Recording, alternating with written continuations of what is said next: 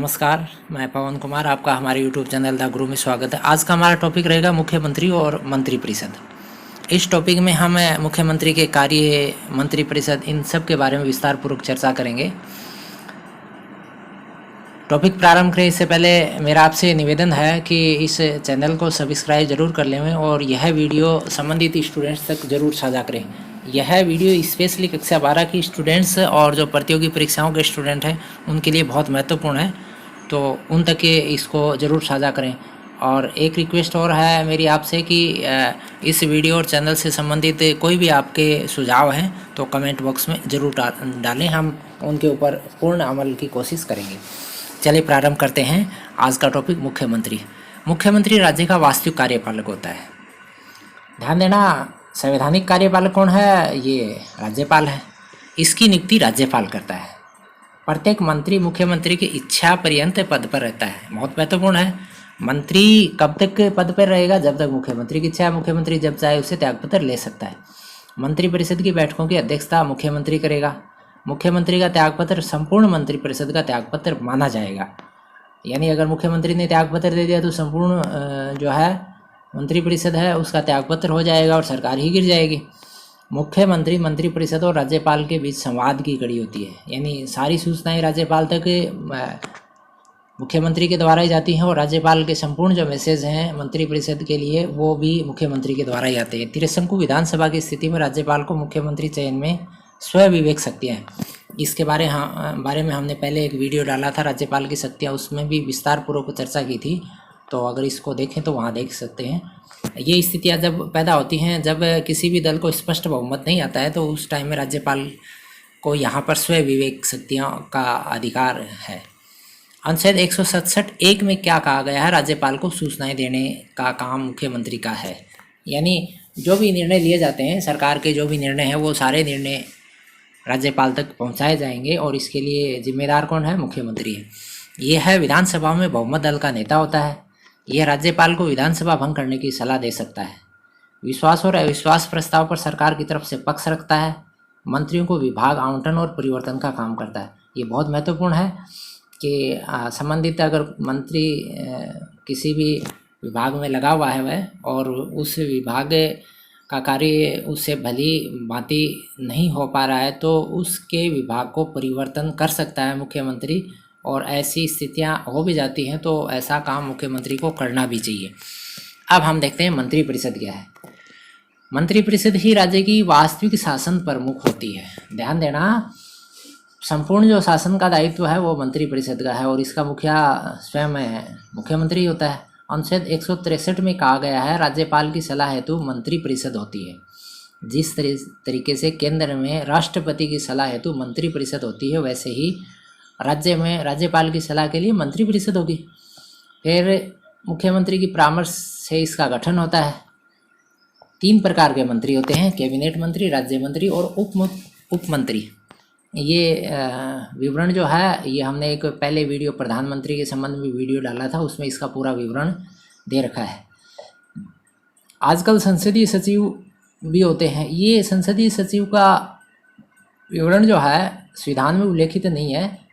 ये अभी कुछ दिन पहले से परंपराएं चली और ये संसदीय सचिव का गठन होने लगा। फिर आगे देखते हैं, कार्य विभाजन मुख्यमंत्री करेगा। यानी मंत्रियों को जो कार्य विभाजित किया जाता है, यानी उनको विभाग आवंटन का जो दायित्व है किसका है? मुख्यमंत्री का है। 91वें संविधान संशोधन द्वारा मंत्रियों की संख्या विधानसभा के कुल सदस्यों की अधिकतम 15% तक होगी। ये बहुत महत्वपूर्ण है। बहुत बार प्रतियोगी परीक्षाओं में ये बात पूछी जाती है। पहले ये स्पष्ट निर्धारण नहीं था तो बहुत ज़्यादा मंत्री बना लिए जाते थे। गठबंधन की सरकारों में बहुत ज़्यादा मंत्री हो जाते थे और उसलिए क्या हुआ कि ये संविधान संशोधन की आवश्यकता हुई और ये 91वां संविधान संशोधन के नाम से है। और इसमें कहा गया है कि विधानसभा के अंदर जितने मेंबर होते हैं उसके 15% तक ही मंत्री बनाए जा सकते हैं। जैसे हम राजस्थान का उदाहरण लें तो राजस्थान में 200 MLA हैं, यानी 200 सदस्य हैं, तो मंत्री कितने हो सकते हैं? यहाँ पर 30 मंत्री रखे जाएंगे, यानी 200 का 15% यानी 30 मंत्री। 30 से ज़्यादा मंत्री यहाँ नहीं बनाए जाएंगे। फिर आगे देखते हैं, त्यागपत्र राज्यपाल को सौंपेंगे। यानी मंत्री और जो भी आपका मुख्यमंत्री है अपने त्यागपत्र राज्यपाल को ही देते हैं। फिर हम देखते हैं मुख्यमंत्री की शक्तियां और कार्य, power and functions of the chief minister. सबसे पहली बात है सरकार का वास्तविक मुखिया है ये, ठीक है, ये बात हम बार बार समझते आए हैं। फिर राज्यपाल को अपने मंत्रियों की नियुक्ति और उनके विभागों के आवंटन, परिवर्तन और उनके त्यागपत्र स्वीकार करें या अस्वीकार करें इसके बारे में सलाह देने का काम मुख्यमंत्री का है। यानी किसी मंत्री ने त्यागपत्र दे दिया और राज्यपाल उसको स्वीकार करे या नहीं करे, ये इसकी सलाह भी मुख्यमंत्री वहाँ तक भेजता है। फिर मंत्रिपरिषद की सभी बैठकों की अध्यक्षता करता है और यह सुनिश्चित करता है कि मंत्रिपरिषद सामूहिक उत्तरदायित्व के सिद्धांत पर कार्य करे। तो मंत्रिपरिषद की बैठकों की अध्यक्षता का जिम्मा किसका है? मुख्यमंत्री का ही है। वह राज्य के प्रशासन और विधान संबंधी प्रस्तावों के संबंध में कैबिनेट द्वारा लिए गए निर्णयों से राज्यपाल को समय समय पर सूचित करता है। ये बात हमने पहले बता दी थी कि जो भी निर्णय लिए जाते हैं वो राज्यपाल को बताए जाते हैं। किसी भी मंत्री द्वारा लिए गए निर्णय को मुख्यमंत्री राज्यपाल के कहने पर पूर्ण मंत्रिपरिषद में विचार के लिए रखवा सकता है। अगर राज्यपाल चाहे कि जो संबंधित विभाग के मंत्री ने निर्णय लिया है उसको संपूर्ण मंत्रिमंडल में पुनः विचार के लिए रखा जाए तो ऐसा मुख्यमंत्री करवा सकता है, इसके ऊपर कि दोबारा विचार हो। फिर विधानमंडल के कार्य संचालन में नेतृत्व प्रदान करना। सभी सरकारी विधेयक उसके निरीक्षण में तथा उसकी सलाह के अनुसार तैयार किए जाते हैं एवं सदन का समय विभाजन और कार्यक्रम का मसौदा तैयार करना और सरकारी तथा निजी कार्यों का समय तय करना, ये बहुत महत्वपूर्ण है। यानी विधानमंडल का कार्य संचालन जो है वो बेहतर तरीके से अगर कहीं पर चलेगा तो वहाँ पर अच्छे कानून तैयार होंगे। तो उसके लिए ज़रूरी है जो भी विधेयक तैयार किए जाते हैं वो बेहतरीन विधेयक हों और उन सभी को समय पर पास करवा लिया जाए। इसके लिए सदन के अंदर पूरी जो रूपरेखा तैयार करवाने का दायित्व है वो मुख्यमंत्री का ही होता है।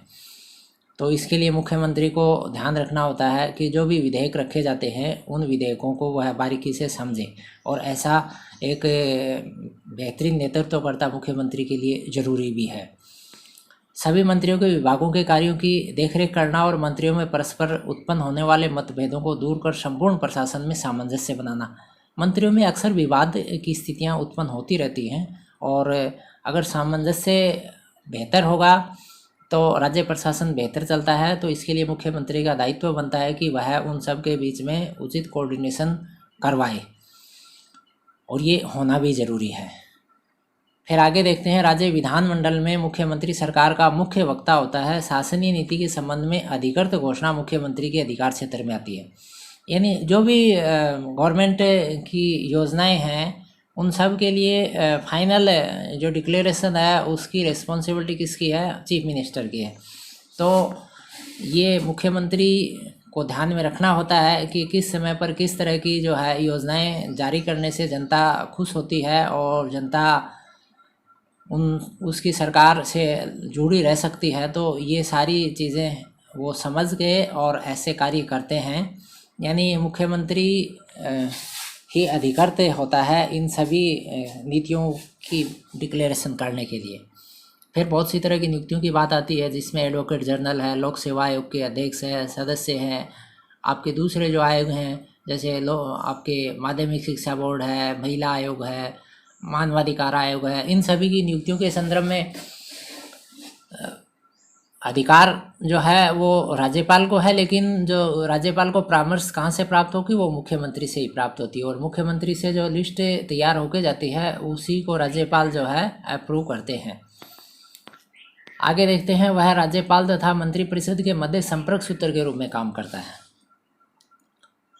वह विधानमंडल और राज्यपाल के बीच कड़ी के रूप में काम करता है। यानी जो विधानमंडल में जितने भी तरीके के कार्य हो रहे हैं और आगे रखे जाएंगे उन सब की बातें जो हैं राज्यपाल तक मुख्यमंत्री के द्वारा पहुंचाई जाती हैं।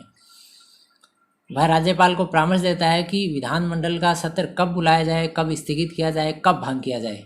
तो ये जो कार्य है ये एक्चुअल में होता तो मुख्यमंत्री के द्वारा ही है, लेकिन इसकी अधिकृत घोषणा जो है राज्यपाल के द्वारा आएगी। तो राज्यपाल को ये सारी जो सलाह है मुख्यमंत्री से मिलेगी कि विधानमंडल का सत्र कब शुरू करना है, कब इसको स्थगित किया जाएगा। अगर भंग करने की स्थिति भी आती है तो उसकी सलाह भी मुख्यमंत्री है और राज्यपाल को देता है। अंत में देखते हैं हम, मुख्यमंत्री बहुमत दल का नेता होता है, इसीलिए वो अपने दल में एकता और अनुशासन बनाए रखने के लिए दलीय संयोजकों के माध्यम से नियंत्रण रखता है।